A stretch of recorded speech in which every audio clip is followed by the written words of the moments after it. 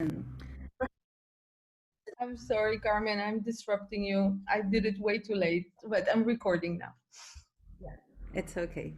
And so I guess it's the same that when people say Europe, right? It's like, of course, thousands of years of history and so many divisions and differences within. It's the same for Latin America. But in this case, Chile and Peru right now are very, very closely related in the political events that we're going to describe. So I'll try to be it's difficult, I think, to present Peru and its history and what happened right now. So for your students, for everybody here, please feel free to ask questions after my presentation. And if you don't really understand what's going on, just I'll try to explain again, because it's difficult even for us to understand what really happened here in the past month. So I'm going to share my presentation here. It's a Okay, so I titled it Democratic Struggles, Struggling Democracy, the Peruvian Case, because for me that's what it's going on. I see both things here, and I'll try to get to that, to explain just that. Well, I don't know how much do you know about Peru. Perhaps you know that it's the it's a touristic destination in the world, right? Cusco. You haven't been there, get there. It's really wonderful. But Peru, it's approximately 31 million people country. It's a pluricultural country. It's a lot of cultural difference here in Peru. Just to give you an example, there are 48 different languages spoken in Peru, including Spanish, which is the official language. We also have Quechua, Aymara, and many different languages in the Amazon. And of course, you know that language is an indicator of cultural diversity, right? So we were a medium income country before the COVID-19. Right now, I don't know where we fall, because we are undergoing an economic crisis. It's very, very, very hard to endure. It's a almost 200-year-old republic. Next year we will celebrate, commemorate our bicentennial 200 years of the foundation of the republic. But before that, we had 300 years of colonial history. We were a colony of the Spanish Empire. But before the Spaniards, we have our history goes back to 4,000 before Christ, right? Before Christ. So this is very old territory. Our different cultures run deep in history. So that, I think, that makes for a very particular and unique case. Well, shortly, political design. We are a representative, liberal, I would say, democracy, according to our constitution, which was promulgated in 1993. It's a unitary republic, it's a presidential system, and it's supposed to be a multi-party system. But, well, trying to go into what happened. What happened in Peru in the past month? Well, in the last presidential period, we've had 4 presidents in just one presidential period. We have is this the puntero? So we have here. Oops, I'm sorry. Trying to use this is Pedro Pablo Kuczynski, the one that was elected in 2016. He was forced to renounce. And then we had President Martin Vizcarra, who was elected as vice president to Kuczynski, so he assumed power in 2018. But then he was forced to resign by Congress, led by this Manuel Merino, who assumed presidency for just 5 days or 6. He was forced to renounce by the people mobilized in the streets. And now this is our president, Francisco Sagasti, who is also president of Congress at the same time. So in just 1 week, we had three presidents ousted from power, and two presidents forced to renounce by the people in 4 years, and one by Congress.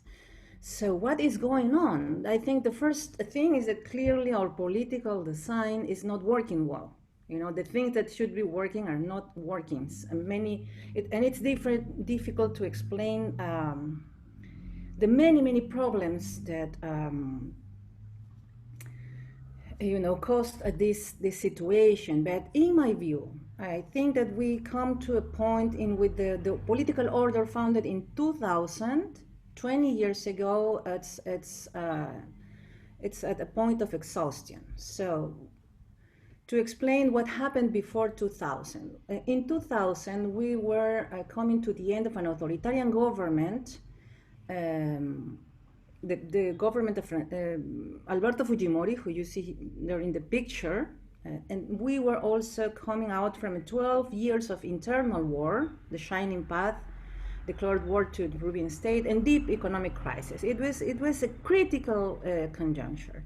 But then democracy was pushed from the streets by the people, but I cannot say that this was like crucial for the demise of the government. It was an important moment of political mobilization. And then we entered a transitional moment led by already discredited political parties. In spite of the change at the political level, the constitution secured a neoliberal model which has been in place for almost 3 decades now in Peru. And I think this is a very important part of the crisis we are living now in Peru. So what is it that we had in the past 20 years in Peru? I call it an electoral democracy. It was never a very substantial democracy trying to secure rights and well-being for the majority of the peoples of Peru. Mostly an electoral democracy, like a democratic facade, and a strong neoliberal regime. So I think we have a struggling democracy now. We were like pending of the formality of democracy. And in the end, in the past 4 years, we had been a presidential system. We've had a bicephalous government. An electoral distortion gave a supermajority to one authoritarian party in Congress, and they orchestrated these parliamentary coups. There's been three attempts of parliamentary coup in these 4 years. One was finally successful. And it's been based on an arbitrary use of the Constitution. They say it's legal, but it's not. It's a very open interpretation, and it's, of course, illegitimate. We have key institutions to protect the country from these things happening, but they did not work because they've been also taken by people from this authoritarian party. So the Constitutional Court didn't want to say a word about the legitimacy of the parliamentary coup. And then the executive power also has been led. These 4 presidents share the same condition. And even the presidents before these presidents, in these 20 years, we had presidents that do not have real political parties behind and that are forced to rely exclusively on popular support. They depend absolutely on if people support them or not in the opinion polls or in the streets. So, how to explain this political breakdown? I said it's exhaustion of the political order founded in 2000, and as I said, it's very shallow democracy, very formalistic democracy. We also had the critical juncture, which is the pandemic, and then the politicization of society is what in the end helped us to keep democracy, even in the forms, in place. The problems that are maybe not so visible. We don't have a real party system in Peru even before Fujimori. It's like 30 years already without a real party system. So we have social demands that go unchanneled. And we have people mobilizing for self-representation. Some do it through lobbies, the ones that can, and others go to the streets to protest and try to push the government to do what they need to. And I defend that the very idea of representation is here in crisis. In the meantime, corruption has expanded also in the state, and we assist to the privatization of politics. Plus, we did have the critical juncture of the pandemic. The COVID-19 created a acute social crisis in Peru. We are on the ranks, the countries that have the majority of people dying from COVID-19 in 2020. That's us. That's us. And of course, an economic crisis that it's running deep. Very, very hard the situation here. Almost the same, almost half of the population that died from the internal armed conflict in Peru in 20 years died in Peru in 1 year, to give you just an example. Wow. And so when the political breakdown came in, this is what I call the politicization of society. In the year of the pandemic, with all those deaths, people went massively to the streets to protest the overtaking of the executive power from Congress, from President Merino. And this is a historic protest. We've never seen anything like this in Peruvian history. And so we have these different, of course, there are antecedents, it's not the first time that people go to the streets. As I've been trying to say, we do exercise from over 20 years now this form of political self-representation. But in the best cases, it exhibits a veto power. It's not propositive, it doesn't articulate into a new form of political organization. Right? And so I want to show you some pictures just to give you a sense. People that did not go to the streets because they couldn't for the COVID did it with pots and pans, banging the pans from the windows. And I like this cartel, how do you say, this sign? It says, "Welcome to the I won't have it generation." I'm crossing my fingers that it stays this way, I like this, the anonymity also. We don't know each other, but we do need each other. So this sense of solidarity is also emerging in the streets. It's very interesting. We always talk about the youth as, well, they're so competitive. They're only looking at their screens. They don't care about anything but themselves. Well, so not true. It's never been true in any generation. But it's not true. I agree totally. I like this picture very much. It's very famous now.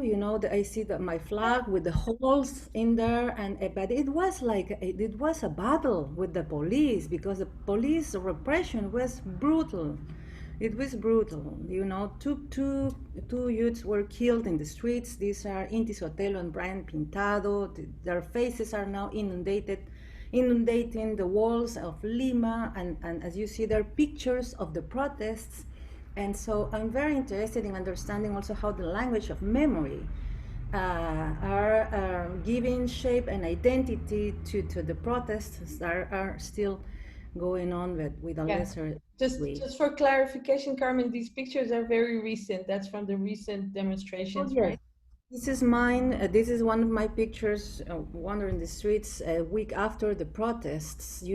We are commemorating 1 month of the death of Inti Sotelo and Brian Pintado today in Peru. They were killed one month ago by the police. We still don't know. We know it was the police, but it's very complicated for this new government, who's not responsible for these killings, to go against the police and say, yes, the police did it and they will be punished. It's very complicated, the situation here now. It's a very weak government also. And so this is, like, they call it an ephemeral memorial, because the police comes and they take it, it's made to last 1 week, a few days. People doesn't care. They do it again and again and again, and every day they are rebuilding these memorials in the street. This is a memorial in the center of Lima, the capital city, honoring the memory of Inti and Brian And they've become symbols of this civic struggle to defend democracy.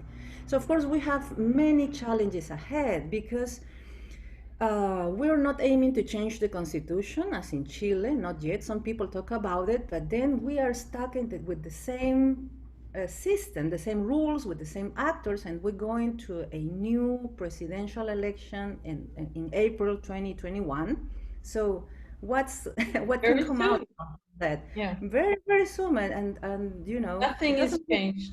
it doesn't look well. So how do we go beyond the veto power from the streets and build alliances? It's a very challenging question. How to develop alternative or new forms of political participation or even representation. And I ask myself also if the language of memory and active remembrance will help to create a new political language or new political identities. So that's my summary. Hopefully it's been clear. Excellent.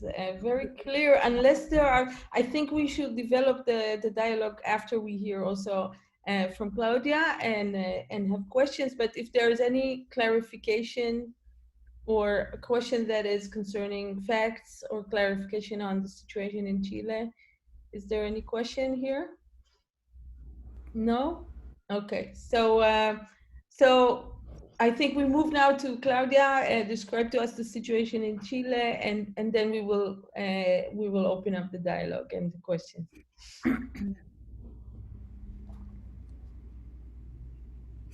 Oh my God. Thank you. What? The brief history of.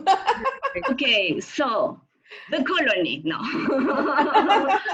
Well, Carmen also talked about 4,000 years of history. So I think Carmen's was a terrific presentation showing many points in common, as she said. And I completely agree that we're living today in Chile, as in Peru, a very deep crisis of political representation and a very deep crisis of neoliberalism. I think these are the two elements that configure a very dramatic social, ¿cómo se dice, outburst? Is that correct? Yeah, Explosion. Yes. So, and I saw that in your readings you have Geoffrey Players, who studies social movements. He's been in Chile several times. I met him in one of the Chilean Political Science Association meetings, and he's been studying social movements in Chile because what happened in Chile was very surprising for many people, because we went from decades of very low intense participation. It was called the No Estoy Ni Ahí generation, the generation that didn't care about anything. Like, No Estoy Ni Ahí is like talk to the hand. No? So the 90s generation was called the talk to the hand generation. They didn't care about anything. They didn't enter political parties. They didn't mobilize. But in the mid-2000s, something changed very drastically in Chile, and a new generation of very young people entered politics in a very disruptive way. So to start, as Carmen started, which I thought was a very good start, because I don't have those data, I want to tell you that Chile is a very long and thin country with some consider ridiculous shape. If you roll it, it's very long and thin, but if you roll it, it's like the size of France. And it has 17 million people. And because I don't have a map, it's right below Peru. The Netherlands? Yeah, we're also 17 million here, I think. Mm-hmm. So tiny, yeah. So and it's right below below Peru. And we have the Pacific Ocean on one side and Argentina on the other side. And in the north, we have limits with Peru and Bolivia. And in the south, we go all the way to Antarctica. Chile was, for many years, considered the good student of the neighborhood. Chile had a very early institutionalization of the state. Guillermo O'Donnell has written about this. And usually when you see comparative analysis of Latin America, the three cases that stand out of the general trends in the region, trends of populism, of difficulty in institutionalizing the state, etc., Usually Chile, Uruguay, and Costa Rica are considered the more stable and more democratic countries. They had a history of less populist experiments and less political instability. So these are the three more stable countries.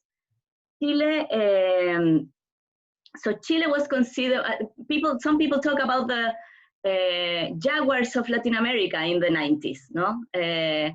And the Chilean miracle of the economy after the neoliberal reforms in the 80s.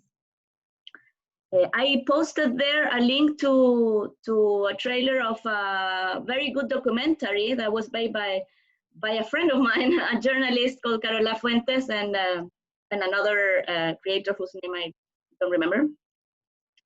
It's called Chicago Boys, and it explains very good the economic project of the dictatorship and how we came to have this economic structure. So this Chilean miracle that really had some very impressive advancements. We went from around 40% of poverty to less than 10%. So Chile really reduced, particularly in the 90s. The decade of the 90s was a decade where Chile was growing at 7% rate. So we had an incredible growth, mostly because we exported commodities to China. The commodities were a very high price. Our main export is copper. Chile mainly lives on copper. And it's a very extractivist economy. So people sometimes try to present an image that we have diversified exports, but when you see the numbers, we mostly export stones and plants, no? Agriculture and mining. So copper, some agriculture, but it's mostly copper. The main income comes from copper. So this Chilean miracle was based on high price export of commodities, and it was coupled with very, very high inequality. So the problem is that we grew at 7%. We reduced poverty in a very sharp way, but we maintain a very, very unequal income distribution, a very regressive tax system. Taxes are mostly based on the added value tax. So when you buy a bag of milk, you're paying a very high tax. So every commercial exchange in Chile has this tax, which is the main income for the state. And also high income salaries are taxed, but the taxes to capital or taxes to, for instance, the mining sector are very, very low. So the burden of the taxes is on the persons and not on companies in Chile.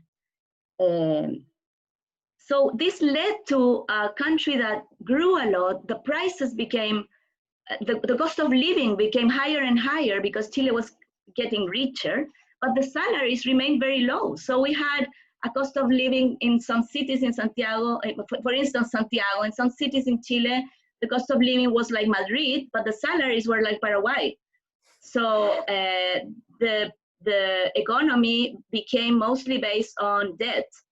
The banking system became very active in offering debt to low-wage people, and this has made us, well, when we were growing at very high rates, average level of debt was around 50% income. So every family, I mean, the average family was in debt for 50% of their income. So when they received their income, they had to pay immediately half of it in debts.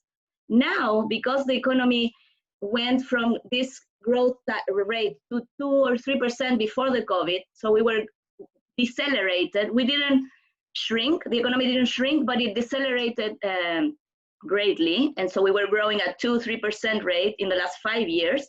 And this made families go from 50% debt to 75% debt. So now the average people in Chile are in debt for 75% of their income.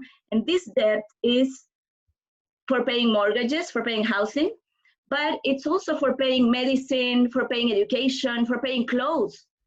And the poorer you go in the income distribution, the more debt is to pay everyday expenses. So people get in debt to pay medicine, because there's no welfare state. We have a very privatized system where you have to pay for everything, basically.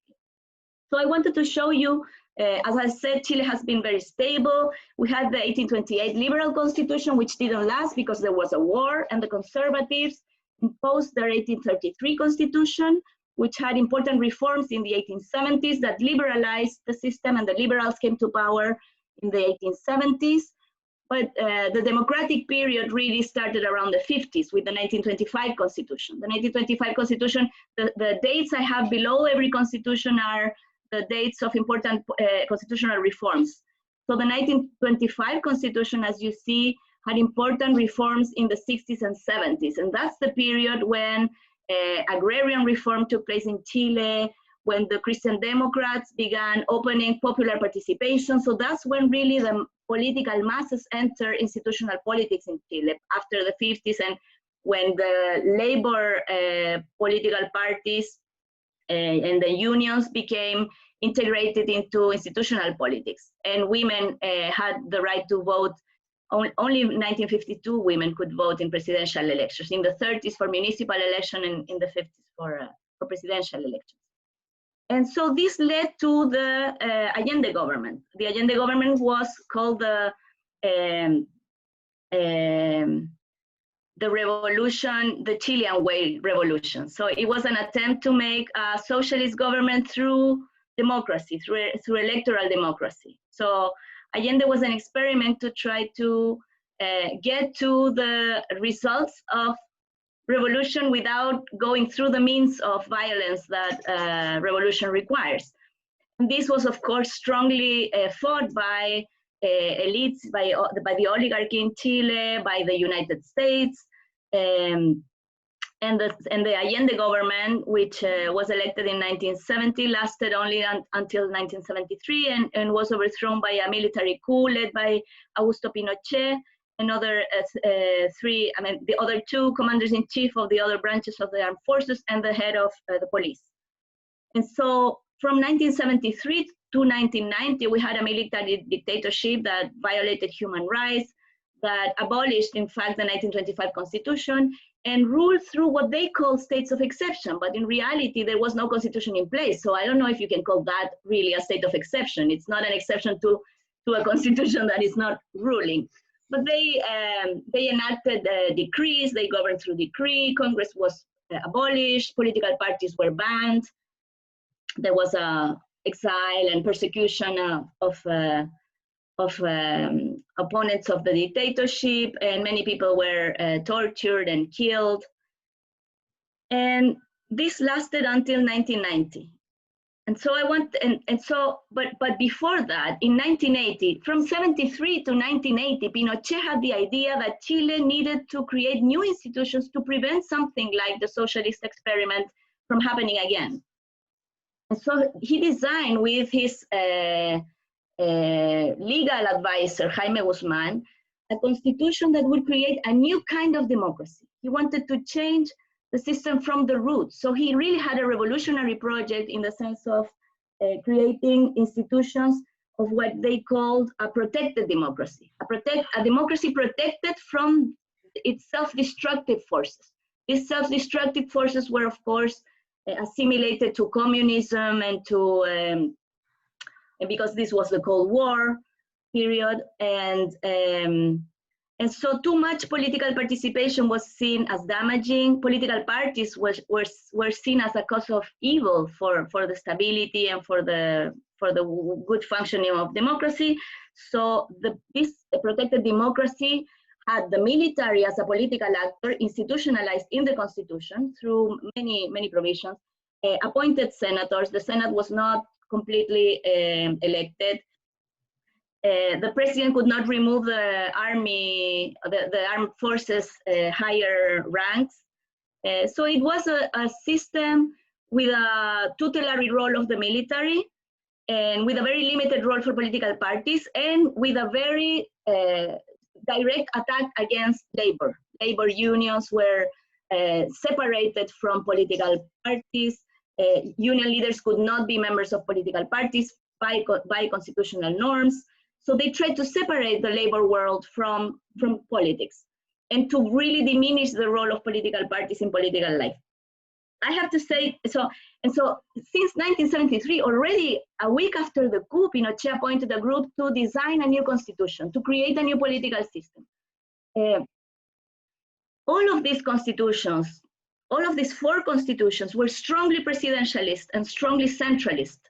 Presidentialism in Latin America is not the same as its model in American presidentialism. The US presidentialism was built around checks and balances and the idea of powerful Congress to counterbalance the president. But Chilean presidentialism never had those features.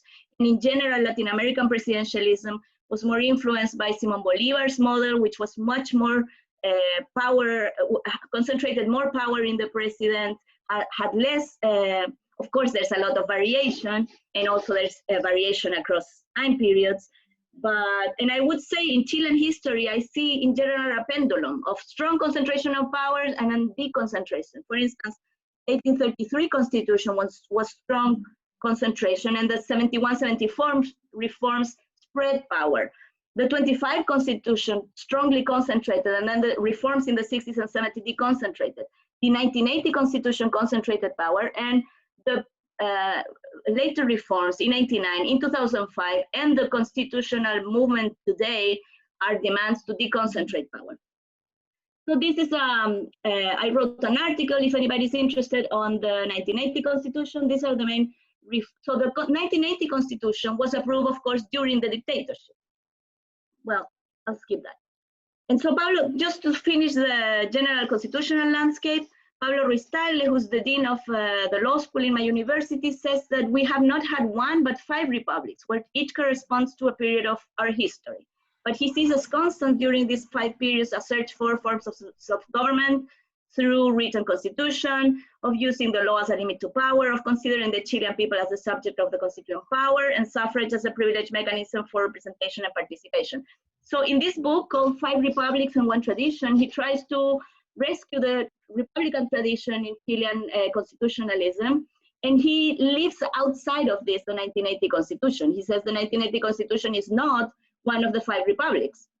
He sees the 5 republics as the liberal republic in 1828, the authoritarian period of 1833, the liberal period of the reforms of 71-74, the presidential, more democratic period that started in 1932 when the 25 Constitution was implemented. And he skips the dictatorship and says that only in 1990, the neoliberal republic started. So the 5th republic, he's obviously using the French forms of analysis, the 5th Chilean republic, according to Ruiz-Tagle, is the 1990 neoliberal system that starts with the 1980 Constitution reformed in 89. So during the dictatorship, as I said, political parties were forbidden. But because Pinochet wanted to legitimize his rule starting in 1980 and to call himself president and not only commander-in-chief, and to say that he had institutionalized politics, he allowed for 1 meeting in 1980. You have to think that they were killing people in the streets in this period. I mean, they were shooting political opponents. But he said, okay, because we are going to have a plebiscite to approve my constitution, we are going to let the Christian Democracy, which was the only, the most centrist party opponent to the regime, the Christian Democracy can organize a political meeting. And of course, in this meeting, all the opposition participated. Even the communists were in this meeting, the socialists and other political parties opposed to the dictatorship. The people you see here, this is Eduardo Frei Montalva, who had been a Christian Democrat president elected in 1964, and he led this meeting. He was later killed he had a surgery, a minor surgery, and he was poisoned in the hospital by agents of the dictatorship. And so he led this meeting. It was in a stadium called Caupolicán, and so this meeting is known today as the Caupolicanazo. And in this meeting, so the constitution was not in place yet. This is 1 month before the plebiscite. The plebiscite was set for September 11, 1980, which was the anniversary of the coup. The coup was in September 11, 1973. And so 1 month before, the opposition gathered here, and President Frei Montalva said that this was an illegitimate constitution, that people should vote no to this constitution, and that the Chilean people deserved a constituent assembly to create its own new political system in a democratic way. But of course, this is the ballot for the 1980 constitution. The yes had a star, and the no had like a dark circle. And this was a very fraudulent plebiscite. There are records, there's a book written by my ex-husband, actually, which doesn't prevent me from recommending the book, which is it's called The Fraud. And it tells you many stories of the ways that this was a fraudulent plebiscite, how people voted several times, how there were no electoral registries. The ballot was transparent. People were afraid. As I said, we were in the middle of a very strong dictatorship. People were scared. They went to vote with fear. And so, of course, the yes won by a large margin. The constitution was approved by 67.5% against, or less than 30% against the constitution. And there's a book where a Christian Democrat politician tells the story that he knew the results before the plebiscite. So the dictatorship already made up the numbers they wanted to say for the results, because they didn't want it to be, 90-10, because it would be too obvious. So there were discussions among the military to say, so, okay, it should be around 70-30. But then the constitution was approved in 1980, but it was not really implemented in 1980, because the constitution said there would be a Congress, and Congress was banned, and political parties were banned. So what they did was they set, in the end of the constitution, 29 transitory articles that said that all of this nice protected democracy would start 8 years later. And so in the meantime, they would be ruled by transitory articles, which basically gave all the power to Pinochet. And so the constitution itself said that in 1989, there would be an election with a candidate selected by the military commanders-in-chief.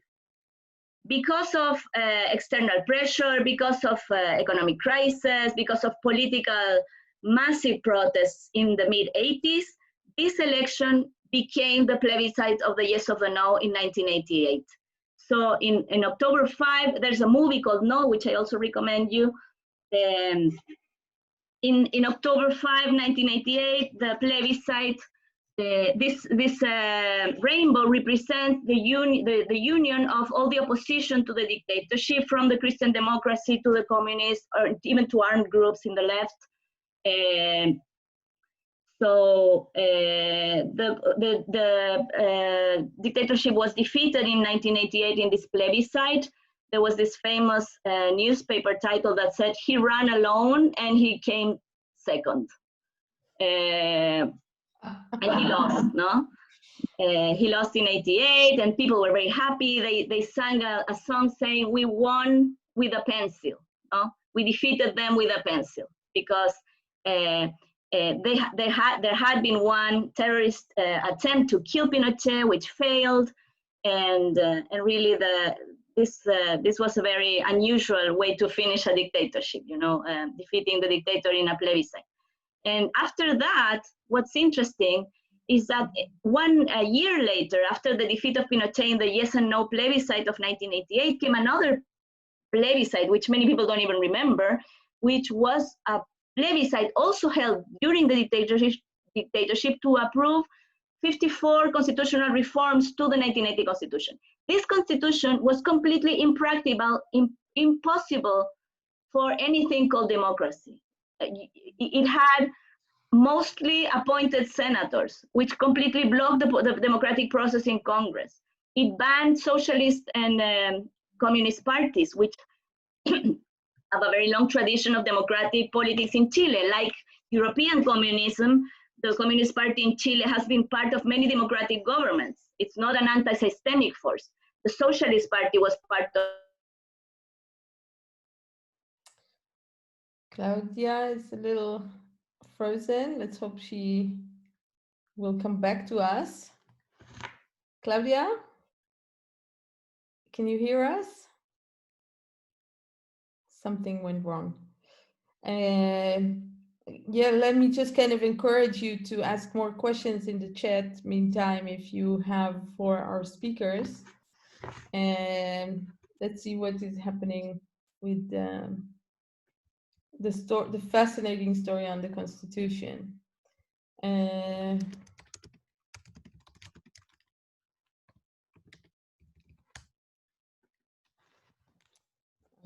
Oh, she's probably trying to kind of connect again and refresh.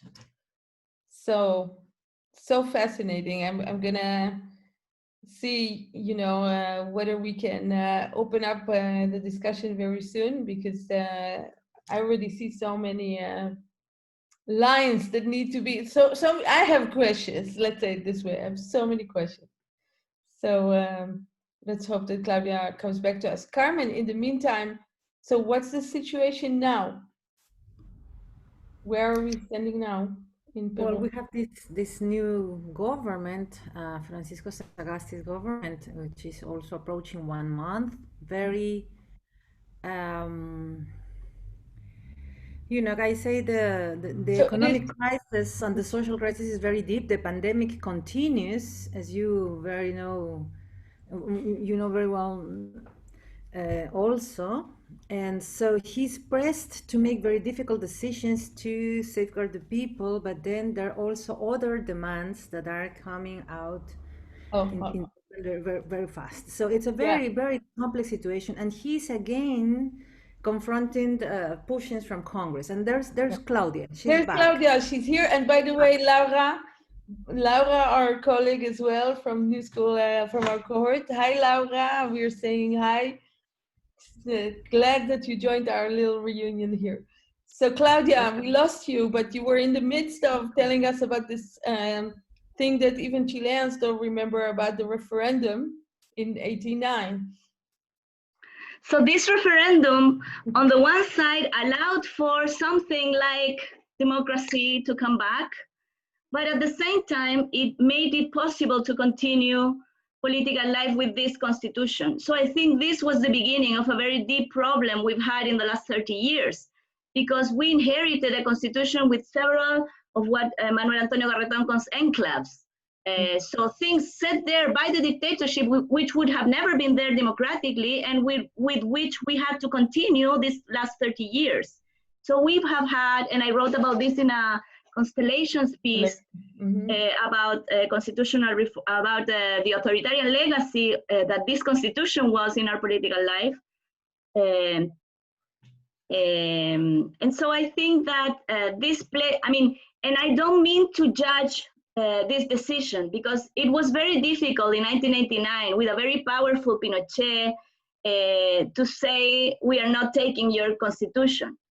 The right was very powerful, and it's not only the military, it's all the political right and all the entrepreneurial sector. The economic elites in Chile supported this. They wanted the neoliberalism, which was the economic model behind all this political project. I think this political project was set to protect basically property and neoliberalism from the force of democratic political forces to intervene in the economy. So this is a political structure to protect an economic model. And so I think the transition today is questioned. In the beginning, people were very happy that we could move forward from a bloody dictatorship without confrontation. Peru had a civil war. We didn't have a civil war. We had a peaceful transition with huge economic growth. Skyscrapers were built, malls everywhere, imports. At the same time, inequality was extremely high, as I said before, but this was bearable when you were reducing poverty at such high rates and you were growing at such high rates. It became less bearable 30 years later when these undemocratic institutions became, people didn't have the fear of the military anymore, etc. So to finish the story, so from 1989, from 1990 onwards, many constitutional reforms were passed in Congress. As I said, I wrote this article where you see the main reforms of the 1980 Constitution. In 1989, the first one was this package of 54 reforms that allowed transition to occur with this Constitution. But then we had to approve, for instance, the election of mayors. Mayors were appointed by the president. And that was not reformed in the 1989 reform. Mm-hmm. Then we had to, only in 2001 was censorship deleted from the Constitution. Movie censorship was in the Constitution. And then in 2005 came the huge, the second huge democratizing package of reforms. These were 58 reforms, including appointed senators. So can you imagine, from 1990 to 2005, we still had appointed senators, and for life senators. The commanders-in-chief appointed senators. The military could not be removed until 2005 by the president. There was this institution called the National Security Council, which had a majority of military within it, which was really a counterweight to the president. It could convene this institution by itself without the president wanting. And we had in this period 2 confrontations between commanders-in-chief and presidents, and the president could not remove one Air Force commander-in-chief that had human rights violations records, and one police chief. These 2 presidents could not remove them. So in 2005, President Ricardo Lagos negotiated in a very closed way, behind closed doors, negotiated with the right this package of 58 constitutional reforms, basically to remove the military from political activities. In exchange for that, of course, because these were constitutional reforms that required 2/3 of the vote, the right and the heirs of the 1980 Constitution said, okay, we're giving you this. I have to say in parentheses that the appointed senators were not benefiting anymore so much the right, because former presidents became senators for life, and most of the presidents in this period were center-left. So the appointed senators were not anymore only from the right. But in this negotiation, the right asked, in exchange for eliminating this tutelary role of the military, they gave a tutelary role to the Constitutional Tribunal. So they enhanced the powers of a Constitutional Tribunal that had so much power that it could delete legislation because it considered it to go against the Constitution. It had to review the Constitution, the laws before they were discussed by Congress. It could use this case-by-case unconstitutionality in trials. So it had a very, very high power, and it was basically appointed in a way that guaranteed balance between right and left. So the tutelary power of the military was replaced by the tutelary power of a tied constitutional court. President Lagos signed this, and this was without public debate, without approval in a public plebiscite, anything, behind closed doors. There's a book called El Pacto, which shows how many people participated in these negotiations. So the actors involved were really less than 10 persons. Wow. Of course, all men, and all from the old political guard. So President Lagos was very happy with this reform. He said, we now have a common ground for political life in Chile. We have a constitution that unites us and does not divide us, and we have a new constitution. Lagos was a socialist president, the first socialist after Allende to come to power. But he considered this reform to be really a new constitution, and he deleted Pinochet's signature in the constitution to to put his own and his ministers, something I'm very sure he regrets today, because the 2005 reform was not perceived as a new constitution. In fact, only a year later, a very strong social mobilization began because the students, and these are not even citizens by law, they cannot vote. These are 14, 15-year-old school students, which are called penguins in Chile because they use dark blue and white uniforms that make them look like penguins. And this was called the Penguin Revolution. And all high school students took over their schools, closed the doors, put chairs against the Wow. entrance, and said, we will not go back to class until we change the higher education, the secondary education law. And this law was an organic constitutional law, because the dictatorship not only entrenched things in the constitution, it also approved 18 other laws called organic constitutional laws, which required 4/7 of the vote to be amended. So it constitutionalized many issues, withdrawing them from regular political debate. One of them, education. And so the higher education, which was privatized and municipalized, meant that with public funding, the state gives, we have a voucher system where the state pays for private schools which can select their students, which are for-profit high schools. So the state is paying for-profit enterprises of education. And so this movement in 2006, the revolution, the Penguin Revolution, demanded the end of for-profit schools and the end of the selection of students, because basically the selection left people outside of schools that could be near, etc. And this could not be done with regular politics. Political parties didn't have the tools to change for-profit education with public funding. In general, public services, because they're all privatized in Chile, have used, this is one of the demands of the social movements, have used public funding for profit in many areas, like housing, like education, health. And so this continued, and after 2006, we never had an oasis of peace, as President called Chile, as the President Piñera called Chile, only 1 week before the 2019 outburst.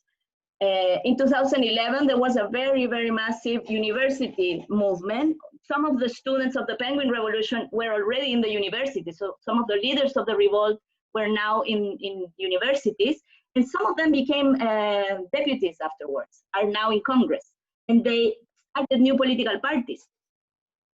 This is my university, the yellow one. It's the University of Chile, which is and the sign says public education, free and of quality. Well, I'm not going into details of this, but the student movement was huge in 2011. This was the year that Time magazine put the protester in the coverage and the person of the year, and it was the Wall Street movement. So this was within, I think, a global trend of social movements. We had some new electoral rules that ended the two political blocs that had ruled. I don't want to go too much into detail, but politics really changed in the 2000s in Chile. So this stable sharing of power between center-right and center-left stopped. New political parties, smaller, that challenged traditional parties were created center and right. And we had this huge, massive 2019 social outburst. It started in 2000, it started in very nice image.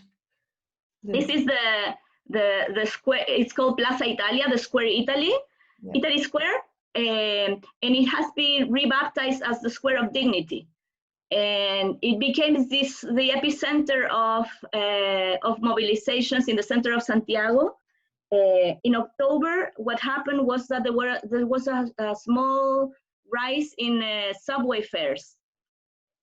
And so some high school students began, in a civil disobedience action, began jumping I don't know how you call it. Turnstiles, the turnstiles. Yeah. So they became jumping the turnstiles, and this started it started the movement, and 1 month later, after the beginning of the outburst, was this massive, it's called the biggest protest in Chile. It's known as that. 1.5 million people gathered in the center of Santiago. And this spread all over the country. There were massive protests all over the country. There was violence, buildings were burned. There was confrontation between police and citizens. 34 people died. There were massive human rights violations.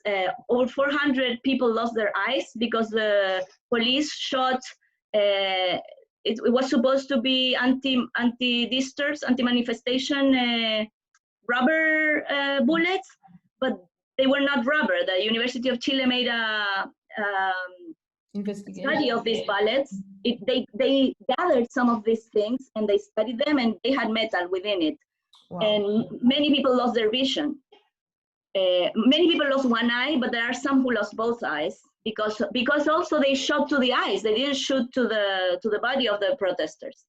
There is now discussion in Congress about some people demanding an amnesty law, because there are people who were taken in prison in this protest that have had no trial and already have been 1 year in prison without a trial. Some of them for protesting, some of them for burning public infrastructure, and some of them for doing further violent actions. And so after this, I mean, this was extremely disruptive to life in Santiago. Schools stopped. There was no food sometimes. We had to stay at home. There was a state of exception, called emergency, state of emergency, which allows to suppress the liberty of movement. And so we have to stay at home.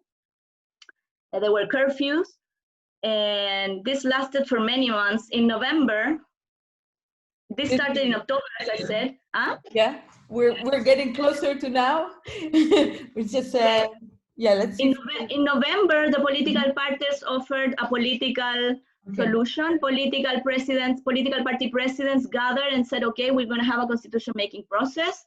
They signed this agreement called the Agreement for Social Peace and a New Constitution, signed by all presidents. And then they appointed a technical commission to transform these 12 points of this political agreement in November, that reached in November, to be transformed into a constitutional reform proposal. And I participated in that commission. I was appointed by a small party of the left to represent them in this commission, and we proposed a very long constitutional reform that became this reform of Chapter 15 of the Constitution that allowed for making a new constitution. Basically regulates the constitution-making process. The process has 3 electoral moments, 2 of direct democracy and 1 of representative democracy. The first was the plebiscite that took place in October, on October 25. And so this plebiscite is this October, yes. October 2020. So less than 2 months ago. Yeah.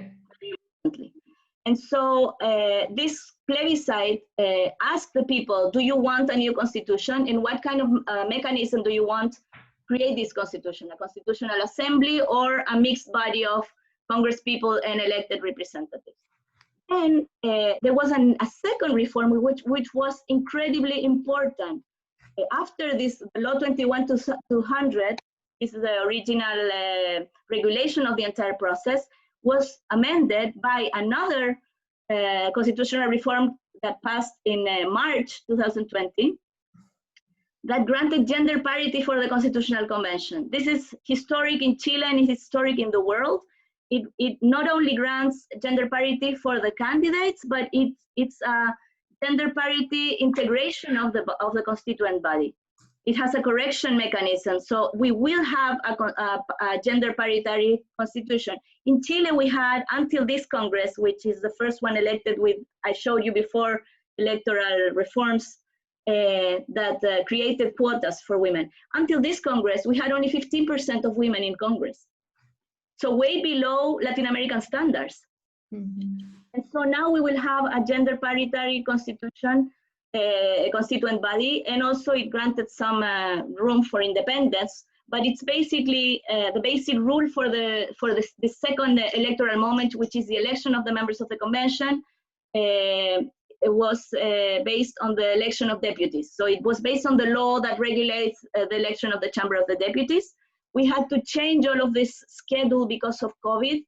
So there was another constitutional reform to change the dates. And so as it stands now, we have the plebiscite in October. We have in April the election of the Constituent Assembly called Constitutional Convention. And then we have in the second half of 2022, the election of the approval or rejection of the new constitution. So we will start the constitution making process in June next year. This is the result of the plebiscite. It was a massive approval for the new constitution and with a massive approval of the constitutional convention. I finish, I'm sorry if I took. Yeah, no, it's complicated, and this constitution making, how central it is in the Chilean case is of course fascinating. Let me open up for questions, guys. Let's give our students a little bit of a chance to ask you questions. Who wants to go? Anybody wants to ask something? I have a question both for Carmen and for Claudia.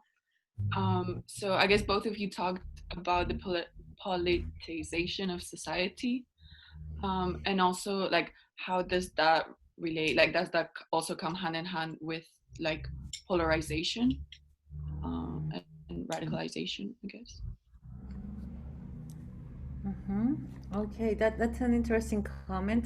It's true. It's in an extremely polarized situation, then the politicization of society occurs. And I think it's definitely easier for a radical politicization. I mean, more people goes into the struggle when the antagonism, to use Laclau's and Gramscian terminology, right? It's sort of a very clear opposition between just two sides. When politics becomes about this or that, then there's only two sides, and then just defending one or the other becomes crucial for people for a variety of reasons. Then I think you have a field that it's very fruitful for political radicalization. And I think, but then what it's impressive to me is that, and that's what I see in the Chilean case and the Peruvian case, this is a chance for the renewal of politics. And it's very interesting that the youth are leading it, because young people, of course, have been also raised and thought, according to the old political system, that it's somehow dying. But then they have these new visions, these new ideas of how to fix things, how to do things. They imagine politics in a different way. And in a sense, and this is my Arendtian emerging, we have a chance to redo it. And of course, it's not for sure that we will be able to do it, and it does not depend only on the youth, but we have this chance and the energy that redo all of it again. And that's how I think that the Chilean case is informative. I don't know if the constitution will, be enough to change all the political system, political practices, political ideas, interests also behind politics. But it is like a symbol of that people want to redo it all. And in Peru, we're starting to talk about constitutional change, looking at the Chileans, and even the youth are talking about constitutional change. And I think it's because we think we have to rebuild it from the ground. That's what it's interesting to me. But you are right that it starts with this conjunction, acute polarization and the politicization of society. Claudia, you want to respond? Yeah, I think that what has happened in Chile in the last 3 decades reflects very much Chantal Mouffe's argument about the cooptation of the political left by capitalism, and so in this liberal and this third way, the failure of the third way in Europe, I think, is really relates to what's going on in Chilean politics. I don't really see polarization in Chilean society. When you see the result of the plebiscite was 80-20, was 80% of the people saying we don't want to have to make bingos to pay for surgery. We want the state to protect us, to take care of us, and we don't want the political system telling us that we are personally a failure because we don't have money to send our kids to a good school. And that's 80% of the people. It's not polarized. It's not a left and right thing.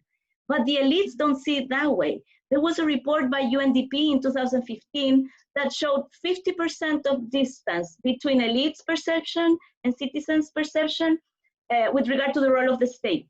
So when you ask regular citizens about the role of the state in the economy, in health, in education, not the economy, in pensions, health, education, and the production of copper, these 4 items had 50% more, the people wanted more interference of the state than the elites. And elites were not only economic and political elites, they were also social elites. So even labor leaders and what are considered social elites. So 70-80% of the people wanted a strong role of the state, whereas in the elites, it was only 30% or 20% of the people that thought the state should get more involved. The result was like that in the plebiscite. Only in 3, we call comunas, 3 municipalities in Chile, won the rejection for the new constitution. And those were the 3 wealthiest the 3 wealthiest municipalities within Santiago, near the mountains. So this is where the rich people live and where the powerful people live. And the center left in Chile stopped reflecting what people wanted. And so what we have now is a very sharp divorce between elites and citizens. And the problem is that the left and right cleavage, which I think is really meaningful and important, has lost its meaning. And the revolt in the streets was very much against political elites. I think that's very dangerous because it shows you that our political system is not fulfilling its task of transmitting social demands to political decision. There's a complete divorce between social demands and political decision. Carmen, you wanted to just... I want to comment to that because I didn't understand polarization within the political. Okay, so I don't think it's a polarization between the left and the right within a political system that it's working as it's used to, as it should. I think the polarization here is between the political and the social. And you said it yourself, between the elites and masses of the people. And so the elites have complete access to the political system. They make it work as they need to, they want to, and the people are outside of the political system. And they react against the political.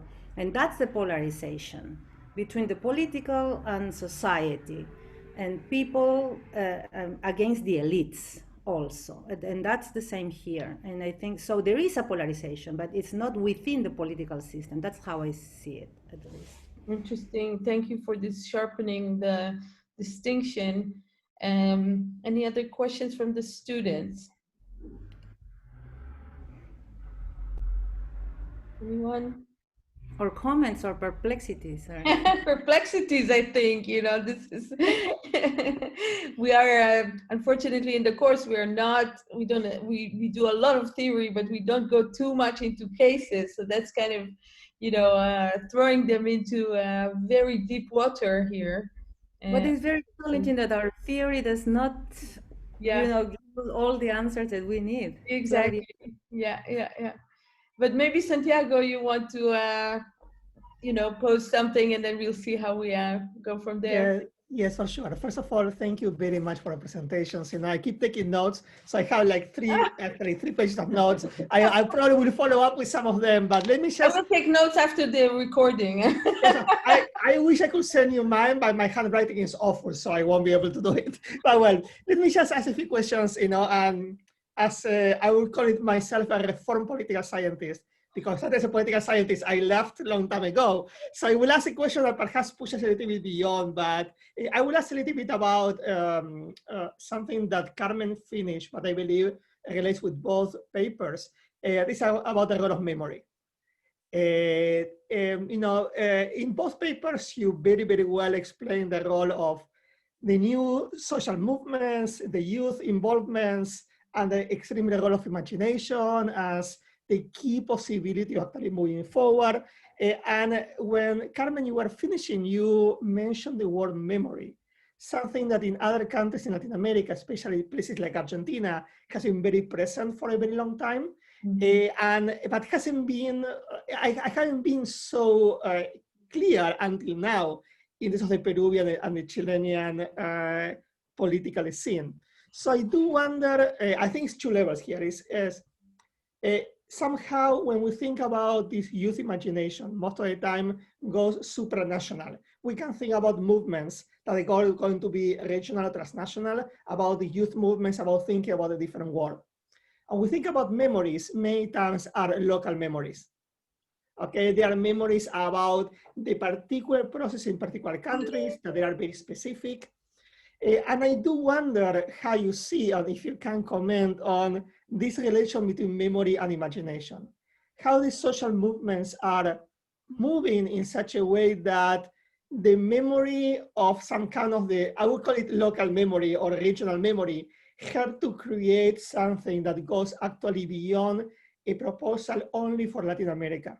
Because I believe what is happening there, I'm thinking about Claudia's link of the video and the emphasis many people put about the idea that neoliberalism started in Chile, as an expression, beyond the historical accuracy of it, the idea that, this is where the experiment happened. So whether or not we can think about these social movements who have this new imagination coming from these memories as a possibility of thinking about a new political world emerging from Latin America, but contributing well beyond Latin America. So I wonder what are those memories that might be mobilized and whether or not they can contribute beyond the region. Make sense, the question? Makes a lot of sense, especially because we see how it's present. I think we saw it in the presentations, but maybe, so the question was for both, right? Yeah. Carmen, you want to start? Yes, well, I see the connection in narration. Memory is a narration of the past, and usually of a past that is hurtful, that it's still some wounds open. In our case, we relate closely to the internal armed conflict, the internal war with the shining path. But then, of course, creating a sense of a nation, it's also narration. We know this because of Benedict Anderson, right? We are an imagined community speaking about a common past and hopefully a common future. And that's when the imagination about the future comes in. We want to imagine us together and living well, and we have these principles and ideas that orient our politics, that are supposed to guide us through difficult events. But the coordinates of how we imagine the future and how we remember the past, those are the coordinates of the tasks of the present, and that's politics.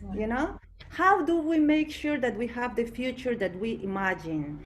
And how do we avoid the dangers, the problems, the mistakes, and the horrors of the past? We have to fix it in today, now. So that's, and I think we are not always aware of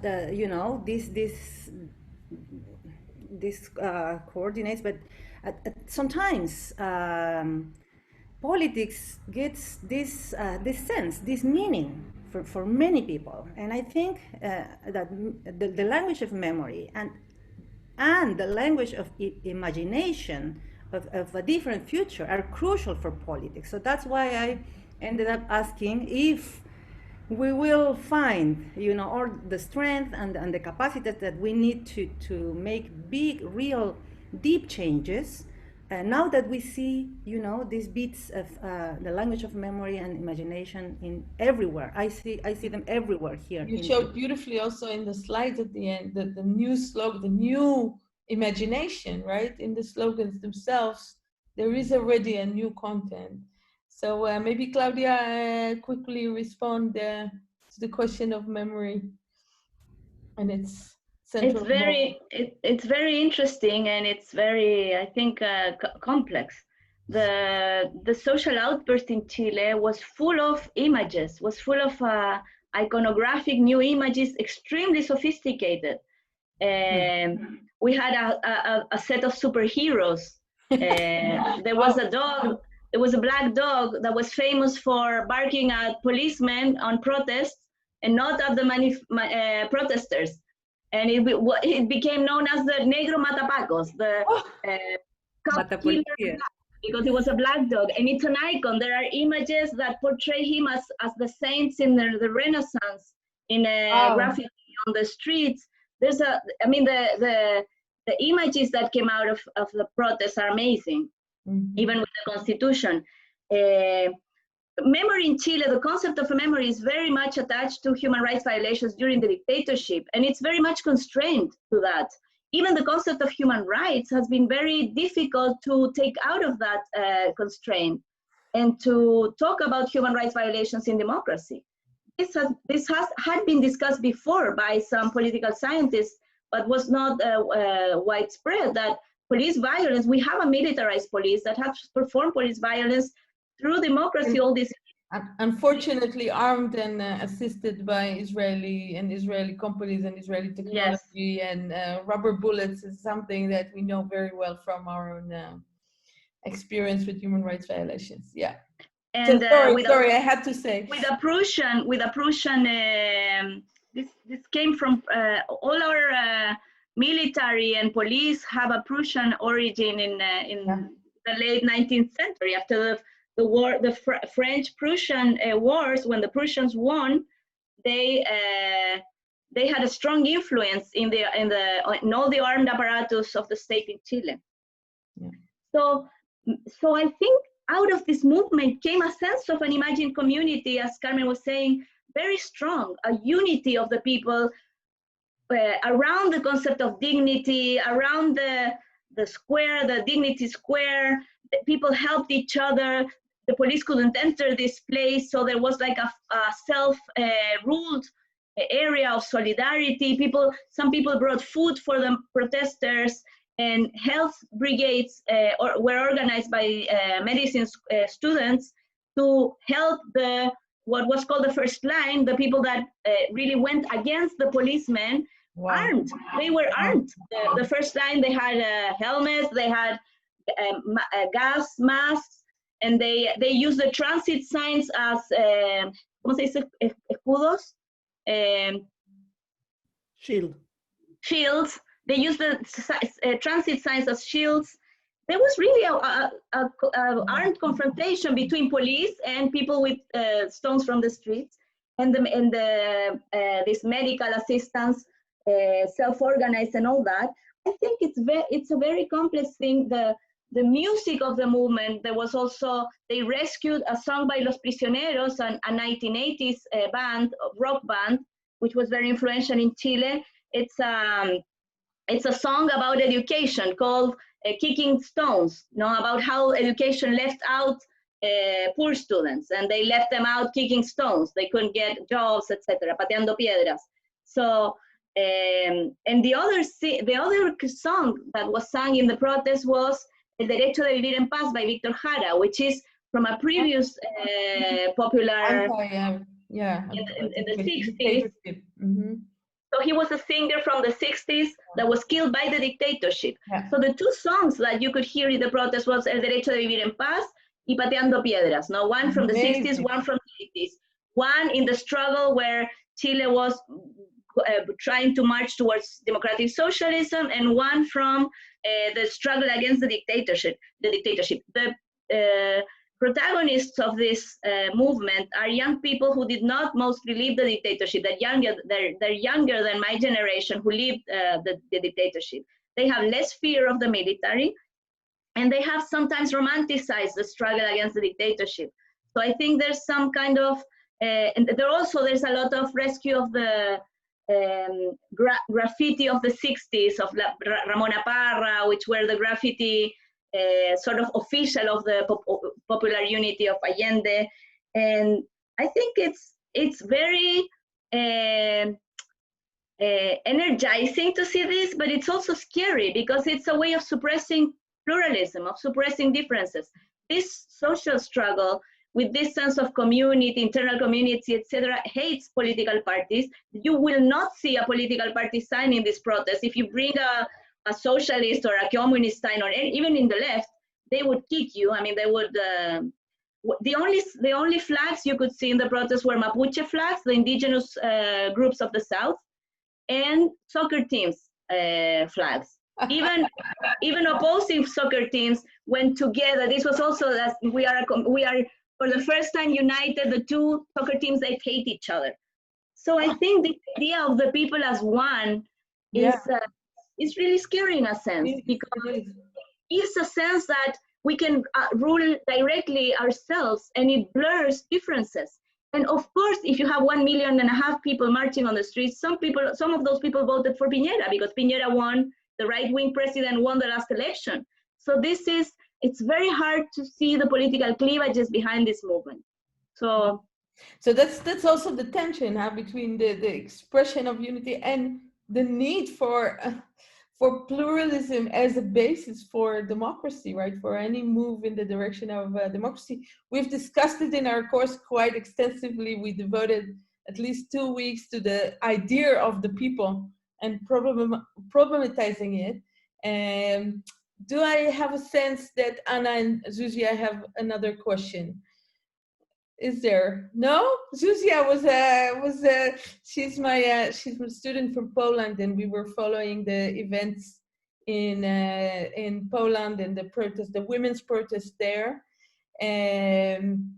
So I have 2 questions, if I may, and thank you so much for these extensive answers.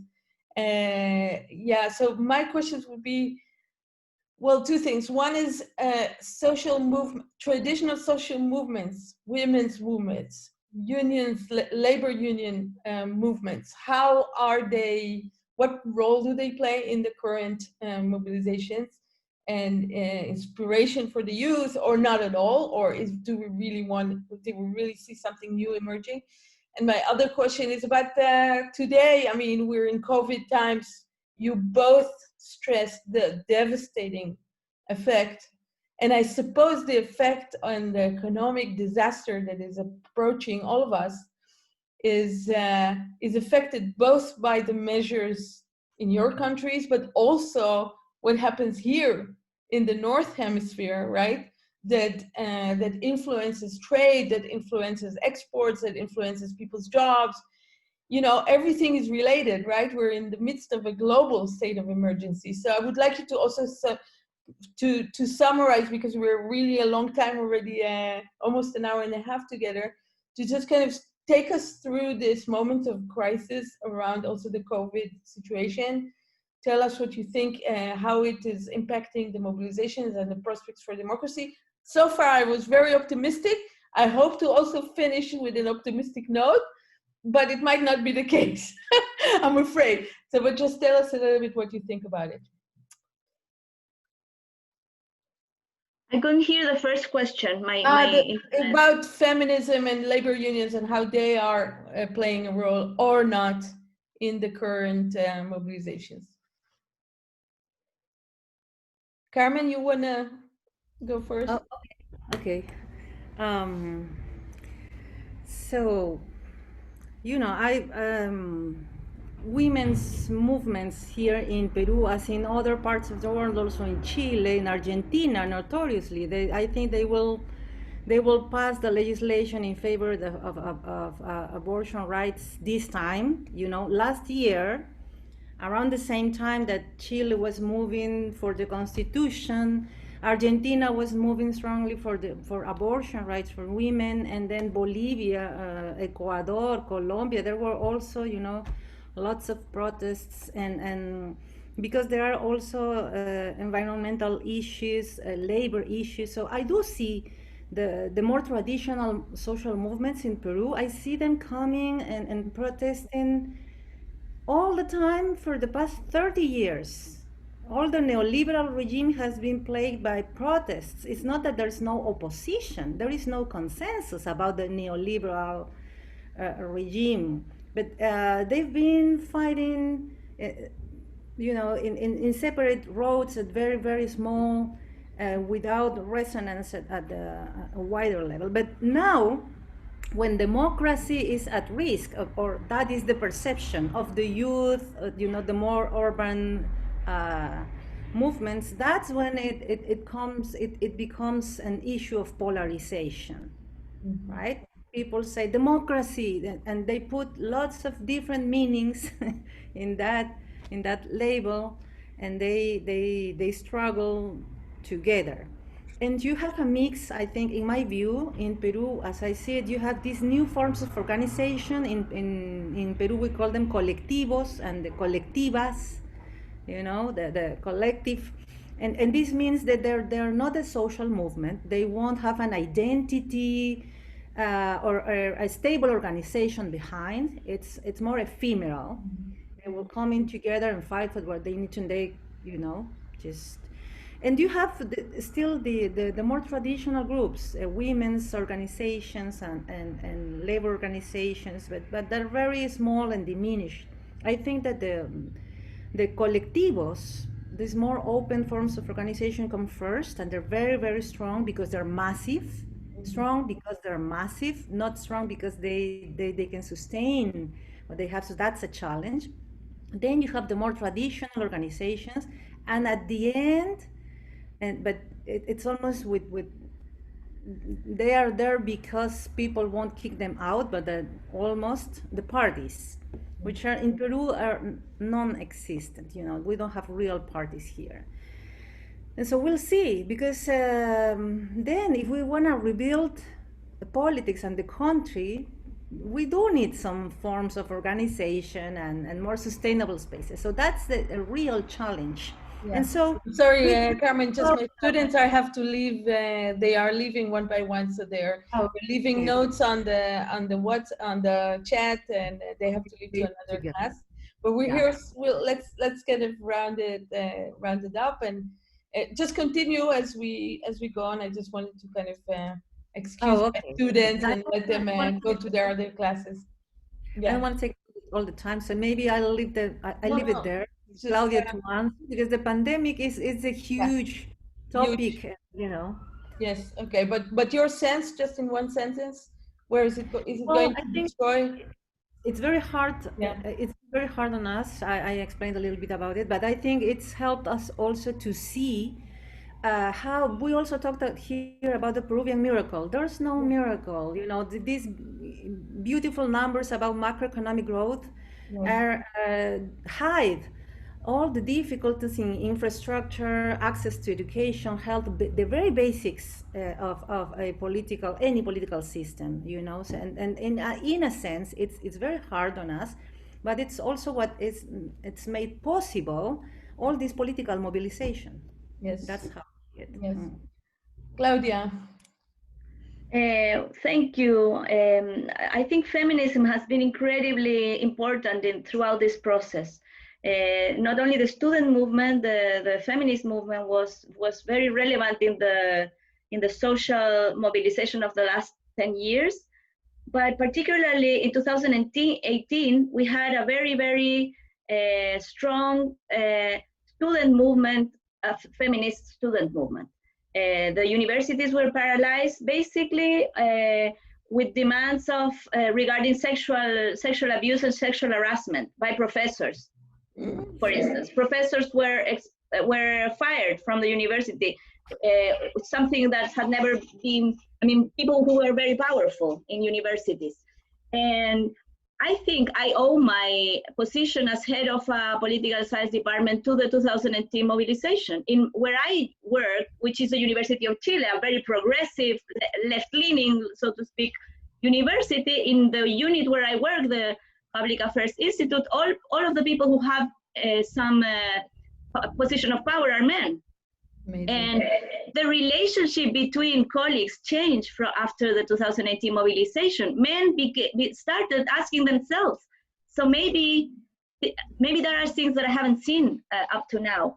And we are a country that has very conservative legislation. We only approve abortion in case of the death of the mother very recently. So until very few years, if the life of the mother was at risk, the doctor could not perform an abortion. The mother had to die to let the baby survive. So, I mean, we have very strict, so that we have a very long way to go to something like Argentina, but I think the gender parity in the convention is very important. Labor unions, on the other hand, are extremely weak. They have been weakened systematically by the legislation, by the 1980 constitution, etc.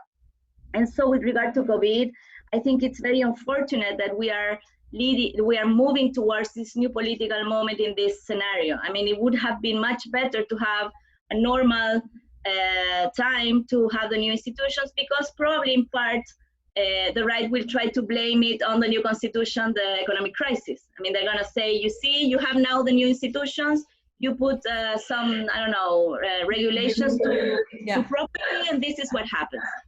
So I think the bottom line, I think the main problems in Chile have to do with inequality. I think inequality is the source of the problems, of the political problems we have. And I think I'm optimistic because I think we're moving, the constitution making process opens the door to more egalitarian politics. And I think more egalitarian politics should lead eventually to more egalitarian economics as well. So we'll see. Wow, this is great. I want to almost finish, but Laura is with us. Hi, Laura. Good to see you after so many years. Officially, Querida, how are you? Oh, querida. Wow, I'm really, really excited. This is really a massive reunion here. Four of us, and you know, I miss you guys. I miss you guys from the region. I miss your perspective and your, just your spirit, the depth of your political engagement, your smartness, everything. Just terribly missing you. And Laura, do you have anything to add or to ask Carmen and Claudia before we wrap up? No, I was actually about to leave because I have a meeting. But it was excellent. I think Carmen did a great job in explaining our messed up country. And the beautiful pictures, Carmen. Yeah. It was so great to see you. I really miss you too. Yeah. So thank you everyone for joining us. Maybe you guys can, maybe Laura, if you have a few more minutes, we will say goodbye and we will stay and chat a little bit if you have a few more minutes to hear you. And thank you so much for everyone and for my students and our last time together. And hopefully you also suffer the indignities of taking my courses in our third year, where we're gonna study the human condition of Hannah Arendt for global politics. Next semester. So goodbye to my students. Bye-bye. Bye. Thank you. We're allowed to leave. Gracias, Gila. Santiago, bye-bye. Thank you for your time and your great questions. Thank you so much. Thank you for the presentation. Oh, I will ask them to share the presentations, and I will share the recording, hopefully. Yes. Bye. Bye. Bye, Marius. Bye, Marius. Yes, just us. Let me stop the recording. Thank you for inviting.